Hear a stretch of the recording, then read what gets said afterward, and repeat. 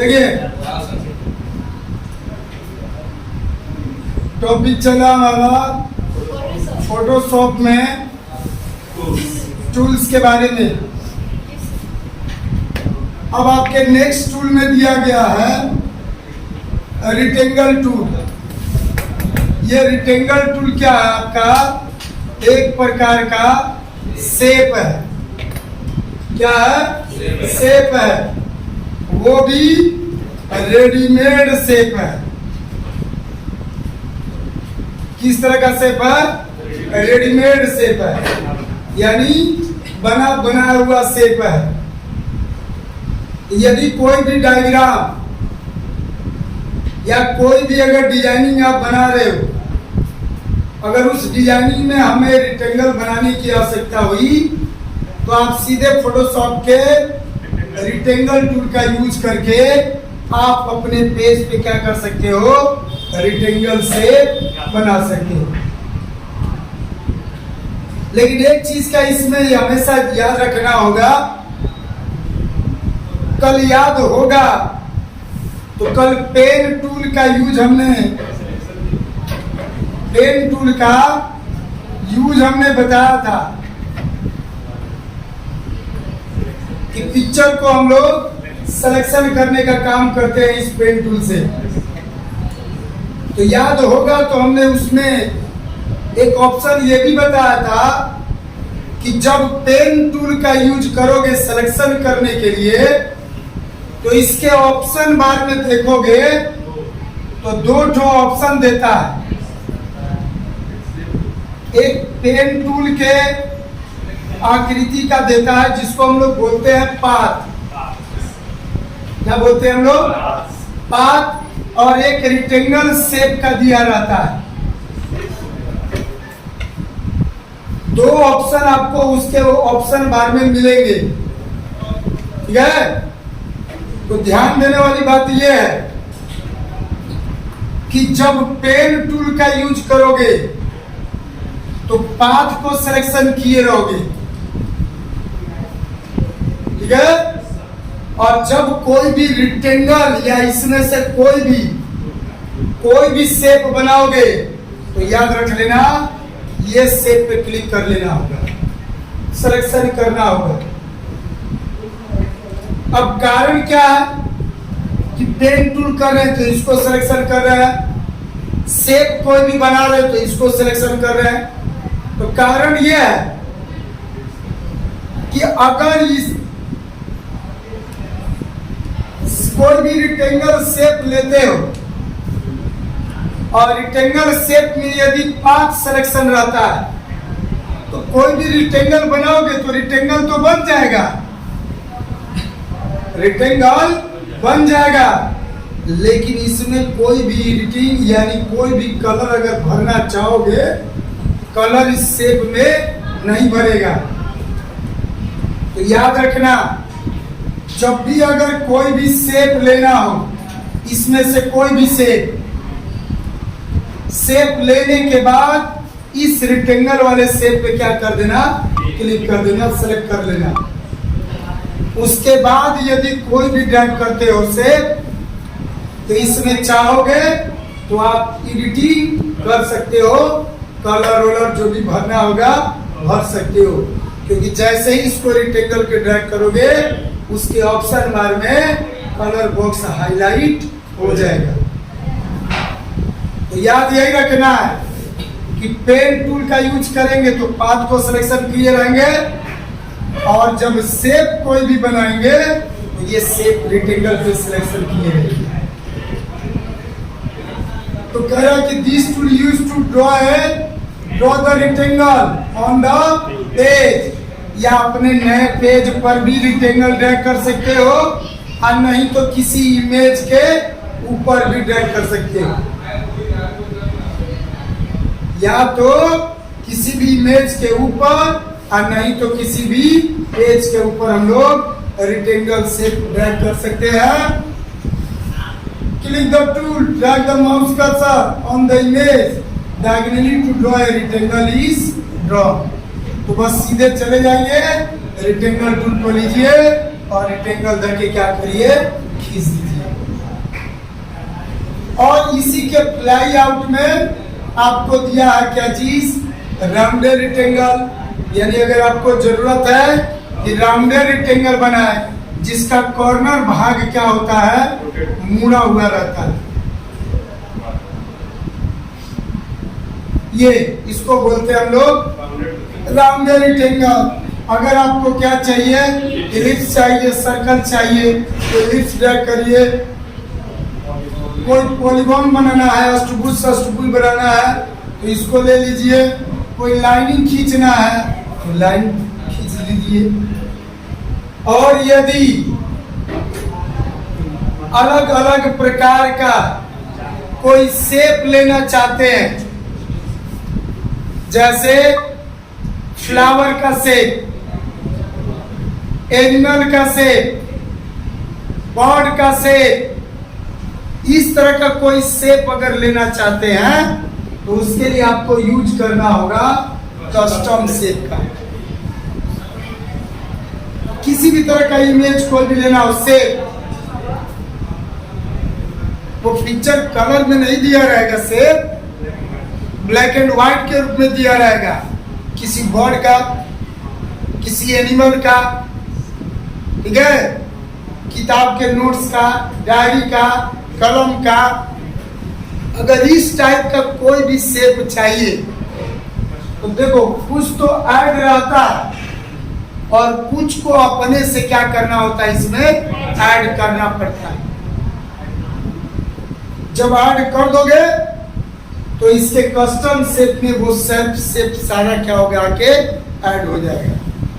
जैसे ही custom shape पे click करोगे, इसके ऑप्शन बार में इसका ऑप्शन देता है ऐड करने के लिए, तो वहां से जा करके जो भी ऐड करना होगा, नाम वाइज दिया रहेगा, बर्ड, एनिमल, फ्लावर, ऐसे करके फ्रूट, ऐसे करके दिया रहेगा। अगर कस्टम शेप में यहाँ नहीं मिल रहा वो शेप, तो उसमें जाके क्या करोगे, ऐड कर दोगे, तो वो सब शेप आ जाएगा। जो कि आप डिजाइनिंग कोई भी बनाओगे तो उस डिजाइनिंग में उसका यूज कहीं भी आ सकता है, उसको ला सकते हो। बाद में अगर उसको कलर भी करना होगा तो उसको कलर भी कर सकते हो। तो ये हो गया हमारा रेक्टेंगल टूल। उसके बाद आता है नोट्स टूल। नोट्स बोले तो यानी किसी भी टॉपिक का हमको क्या करना है, नोट्स लिखना है। क्या लिखना है, नोट्स लिखना है।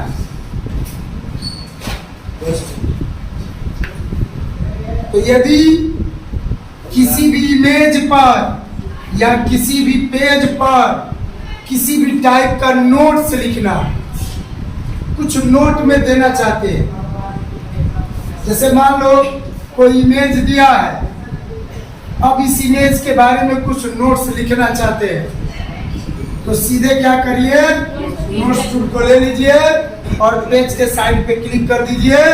इसका छोटा सा एक विंडो क्या होगा, आपके पेज पर आ जाएगा। अब इसके बारे में कुछ लिखना होगा तो लिख सकते हो, और जरूरत पड़ेगा इस विंडो को हाइड भी कर सकते हो, छुपा भी सकते हो। अभी ये नोट शो कर रहा है, आप चाहोगे तो ये हाइड भी हो सकता है, और जब चाहोगे उस नोट्स को ला भी सकते हो, नोट्स देख भी सकते हो उसके अंदर क्या लिखा हुआ है। ठीक है, उसी के फ्लाई आउट में दिया है audio annotation tool. Audio annotation tool ये एक प्रकार का क्या है, रिकॉर्डर है। क्या है, रिकॉर्डर है। किस चीज का रिकॉर्डर है, साउंड का रिकॉर्डर है। यानी मान लो यदि हम कोई भी फोटोशॉप के टूल के बारे में बता रहे हैं, डायरेक्ट फोटोशॉप के पेज पर, जैसे अभी ये डायरेक्ट हम 3D के माध्यम से ये फोटोशॉप के टूल्स के बारे में बता रहे हैं, वैसे ही जब अगर सिस्टम पे आप काम कर रहे हो और किसी भी टूल के बारे में आप डिस्कस कर रहे हो, तो चाह रहे हो कि हम जो भी बोल रहे हैं वो सारा चीज क्या उसके अंदर रिकॉर्ड हो जाए। क्या हो गया? रिकॉर्ड हो जाए। जैसे टेप रिकॉर्डर क्या होता है, जो कुछ भी बोलते जाओगे वो उसके अंदर क्या करता है, वो रिकॉर्ड करते चला जाता है। तो ये ऑडियो इनिशिएशन टूल भी जो है एक प्रकार का रिकॉर्डर है। जो भी आप वॉइस बोलते जाओगे वो सारा चीज क्या होगा उसमें, स्टेप बाय स्टेप उसमें सारा चीज रिकॉर्ड होते जाएगा। केवल वॉइस जो भी बोलते जाओगे वो सारा क्या होगा उसके अंदर रिकॉर्ड होते जाएगा। तो बस आपको कुछ करना नहीं है, ऑडियो इनिशिएशन टूल को ले लेना है, पेज पे क्लिक कर देना है, तो इसका ऑडियो का एक आइकन यहाँ पे बन जाएगा। ठीक है, ऑडियो का एक आइकन बन जाएगा।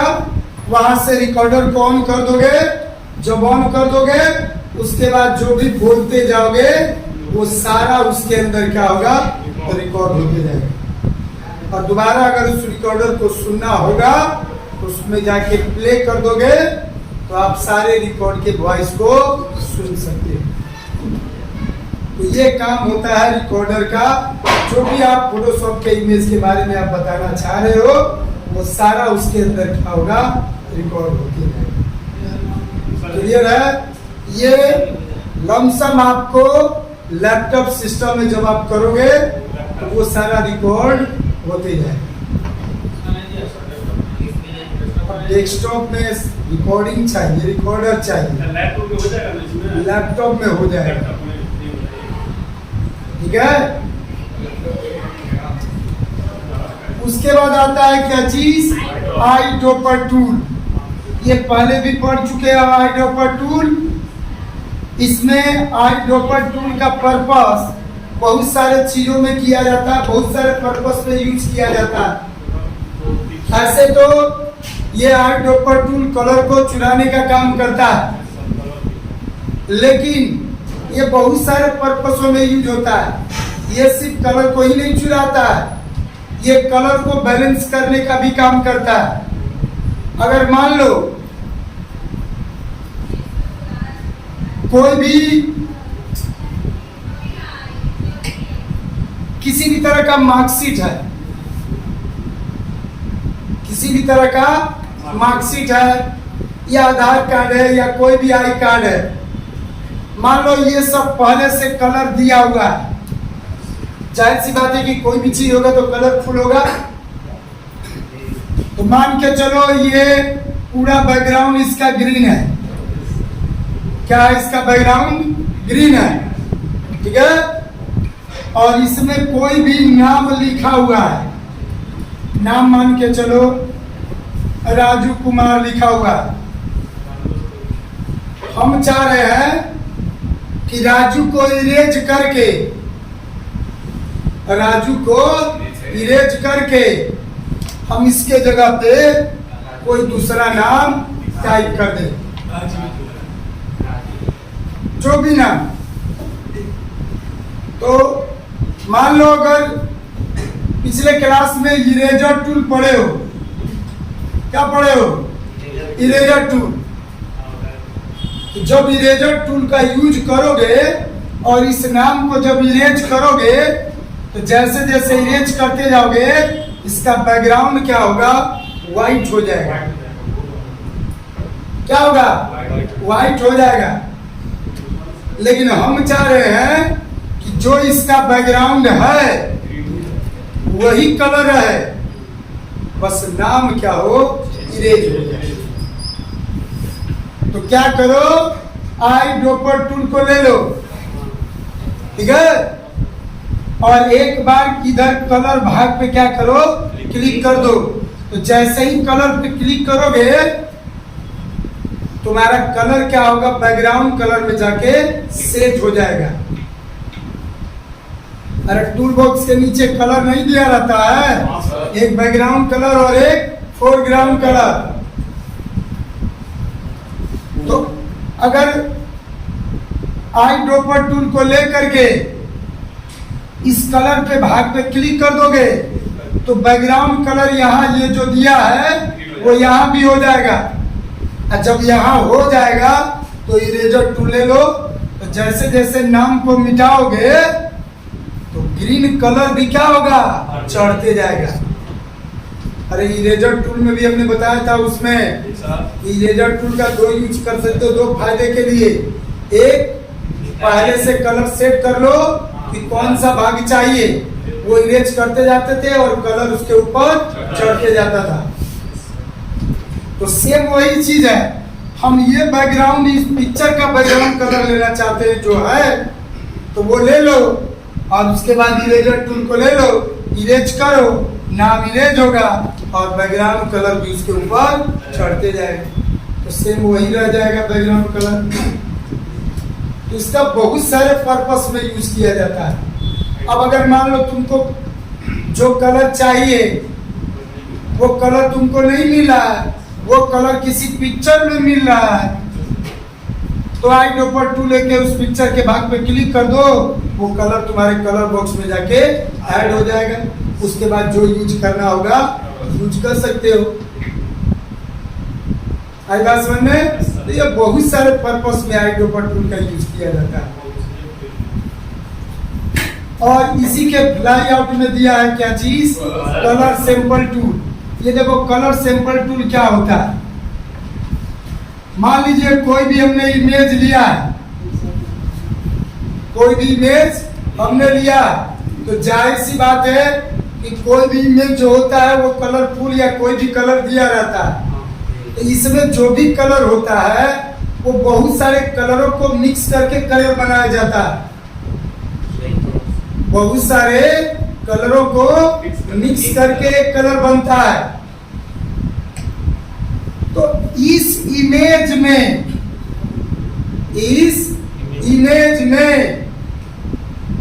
कितना परसेंटेज रेड है, कितना परसेंटेज ग्रीन है, कितना परसेंटेज ब्लू है, कितना परसेंटेज सियान है, कितना परसेंटेज मेजेंटा है, कितना परसेंटेज येलो है, कितना परसेंटेज ब्लैक है। जैसे ही कलर सैंपल टूल पे क्लिक करोगे, फोटोशॉप के राइट साइड में एक बॉक्स खुलेगा और इसमें चैनल दिया रहेगा RGBCMYK।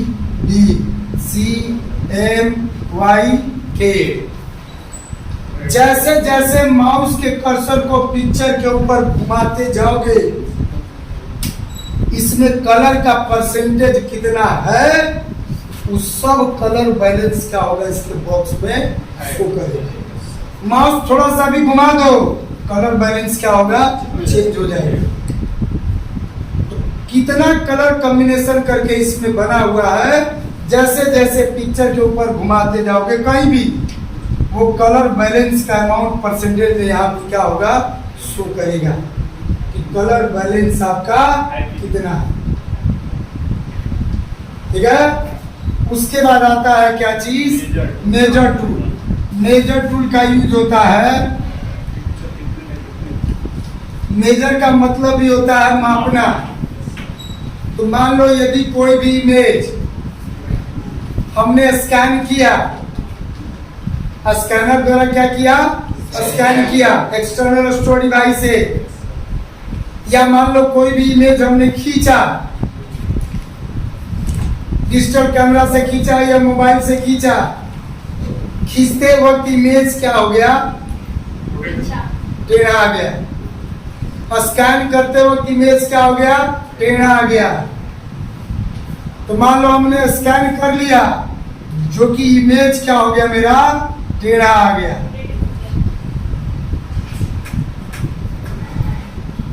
तो इस इमेज को हमें क्या करना होगा, सीधा करना होगा। तो सीधा करने के लिए क्या करोगे, आईड्रॉपर टूल के फ्लाई आउट में मेजर टूल का यूज करोगे। कैसे यूज होगा, तो क्या करना है, मेजर टूल को ले लो। मेजर टूल के लेने के बाद अपने इमेज पर एक लाइनिंग ऐसे ड्रैग कर दोगे इसके बॉर्डर लाइन पे, आप सीधा नहीं करोगे, ये जैसे इमेज दिया है इसी के बॉर्डर लाइन पे ऐसे क्या करोगे, ड्रैग कर दोगे, तो एक लाइनिंग ड्रैग होगा उसमें, मेजर लाइनिंग।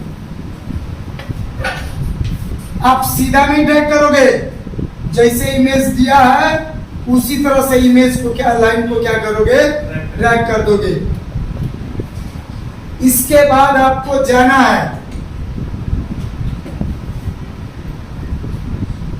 इमेज मेनू में। कहा जाओगे, इमेज मेनू में। इमेज मेनू में जाओगे तो उसमें एक ऑप्शन मिलेगा रोटेट कैनवास, रोटेट कैनवास।